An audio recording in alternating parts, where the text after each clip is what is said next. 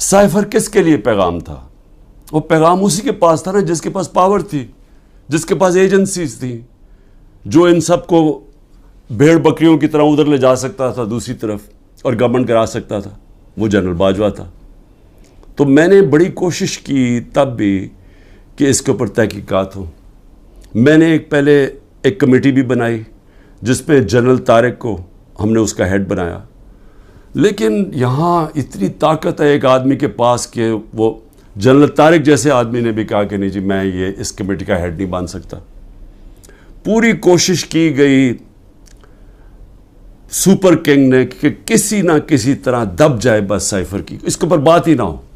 میں اس لیے کہہ رہا ہوں کہ یہ بار بار سائفر کو لے کے آتے ہیں تو وہ انگلیاں تو ادھر ہی جانی ہیں سپر کنگ کی طرف، اور اس نے ہر بار استعمال کیا۔